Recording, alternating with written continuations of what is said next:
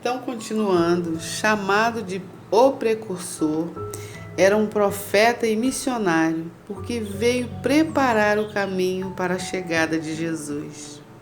João arcou com a responsabilidade de abrir para a humanidade a era evangélica. Ele reencarnou com o objetivo de preparar o povo para receber os ensinos de Jesus. Por isso é que Jesus diz em Mateus capítulo 11, versículo 11, que dos nascidos de mulher, nenhum foi maior do que João Batista. Isto é, não se encarnou ainda nenhum espírito com missão maior do que a de João.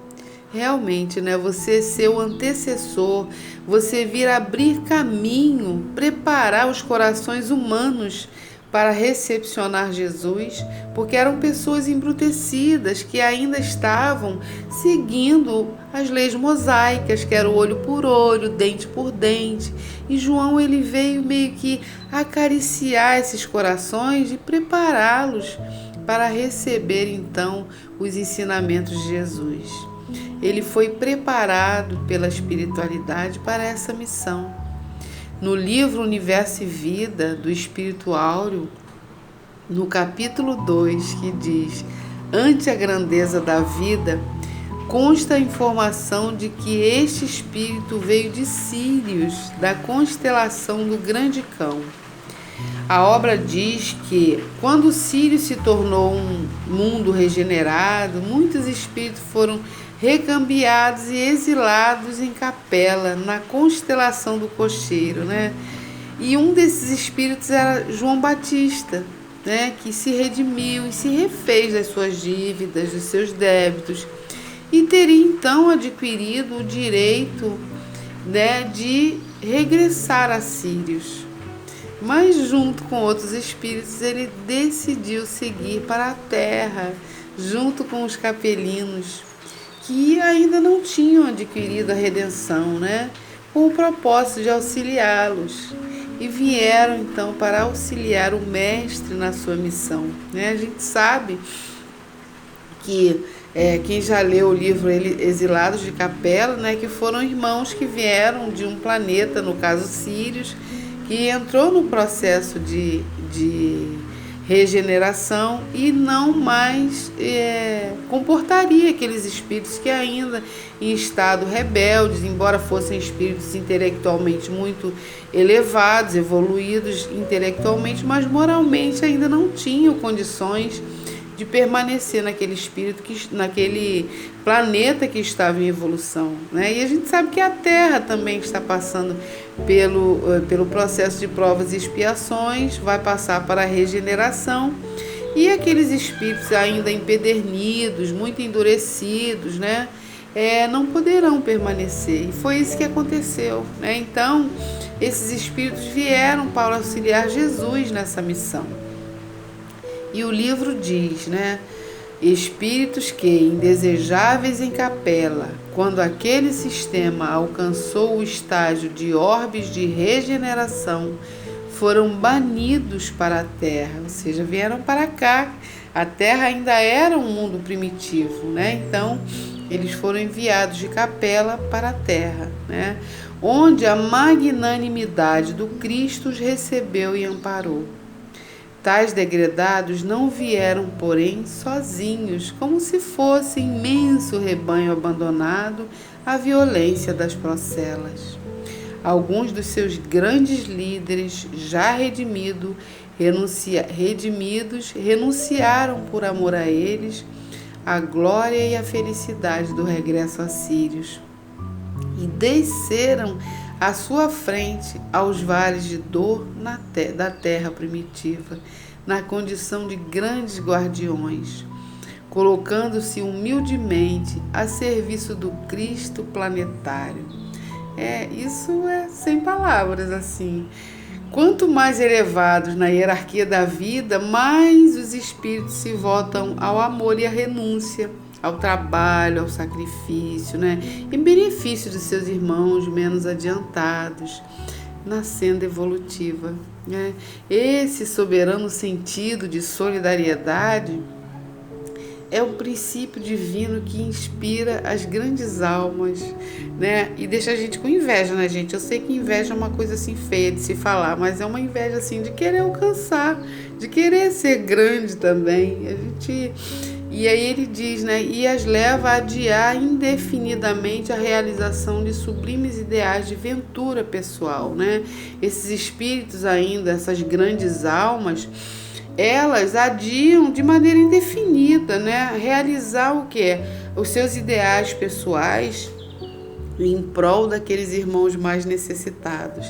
E o livro continua dizendo: foi, porém, entre os hebreus, povo escolhido para acolher no seu seio o Messias divino, que esses gloriosos missionários mais frequentemente se manifestaram, a começar pelo grande condutor dos degredados, que seria na terra o neto de Abraão, aquele Jacó, que transformaria em Israel, pai das 12 tribos, que se derivariam dos seus 12 filhos. Gente, a gente precisa estudar a Bíblia, porque isso é magnífico, essas histórias que a gente está falando assim, mas a gente não concatena assim profundamente, porque a gente não conhece a história, mas se a gente for ler é uma coisa magnífica, tá, gente? Vale muito a pena, assim, quando a gente não tiver muita coisa assim para fazer, que a gente sabe que a nossa vida é corrida, a gente dedicar um pouco do nosso tempo às leituras da Bíblia, sabe, o Antigo Testamento,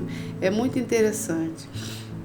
Então ele diz, né, sempre atuante, sempre fiel, ele voltaria depois como Moisés e como Elias, para tornar novamente ao mundo na figura sublime do Batista. Olha que interessante. Então ele diz que ele já foi Jacó, já foi Moisés e Elias, né? Elias a gente sabe porque o próprio Jesus fala na Bíblia, né, que o Elias já veio e não foi reconhecido. No caso era João Batista. Quanto a ser Moisés e Jacó, né, como disse a nossa irmã que a gente estava estudando, o tempo vai ratificar ou não se isso de fato. A gente está passando uma informação que consta no livro, né, mas a gente não pode dizer que realmente foi, né, porque tem uma passagem de Jesus em que ele está no monte e ele então ali se encontra com Elias e Moisés. Então a gente é de perguntar, ora, mas como é que ele foi Moisés e Elias se eles estavam ali no mesmo tempo com Jesus? Né? Quem estuda sobre o espírito, estuda as questões, né, do espírito, agora me fugiu, vou me lembrar. A gente sabe, o perispírito, a gente sabe que existe a questão da bicorporeidade, da transfiguração. Então, se a gente estudar, a gente vai ver que existe sim a possibilidade, né, de tanto Moisés e Elias, sendo eles o mesmo espírito, né, estarem ali diante de Jesus. Isso existe a possibilidade. Mas, dando continuidade, o nascimento de João Batista foi cercado de surpresas e expectativas, né? Porque a sua mãe já se encontrava numa idade em que as mulheres não mais engravidavam, né? E naquele tempo, as mulheres que não engravidavam, elas se consideravam castigadas, né? Era um castigo divino. Então, o anjo Gabriel, o mesmo que anunciara a Maria sobre a chegada de Jesus, ele aparece para Zacarias, né, o pai de João Batista, e ele lhe diz que Isabel dará à luz e que seu filho será grande diante do Senhor, será cheio do Espírito Santo desde o ventre da sua mãe e converterá muitos dos filhos de Israel ao Senhor, seu Deus, e se chamará João.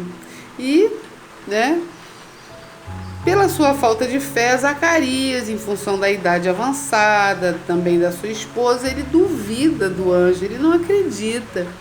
Então Gabriel diz a ele, né, que por causa da sua falta de fé, ele ficará mudo até que a profecia se concretizasse, né? E assim ocorreu, ele perdeu a voz. Durante a gestação de Isabel, ele ficou sem voz, sem fala, né?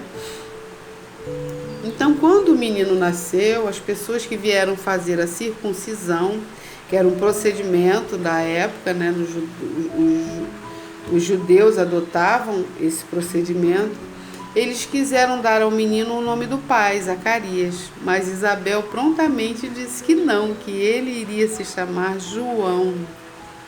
E todos se espantaram, porque ninguém na família tinha aquele nome. E perguntaram a Zacarias, e ele então pega uma tabuleta e escreve que o nome do menino é João, E imediatamente então ele volta a falar e todos se maravilharam com a situação. Zacarias então completa, dizendo agora verbalmente que ali estava o profeta do Altíssimo, que veio preparar o caminho. João Batista nasceu 6 meses antes de Jesus. E um fato interessante é que Isabel, grávida de 6 meses, recebe a visita de Maria, também grávida de Jesus, e então ela sente seu ventre, saltou, o bebê se mexeu, saltou em seu ventre, demonstrando então que ele havia reconhecido, identificado Jesus, mesmo ali no ventre, Então, muito interessante, e a gente continua no próximo vídeo.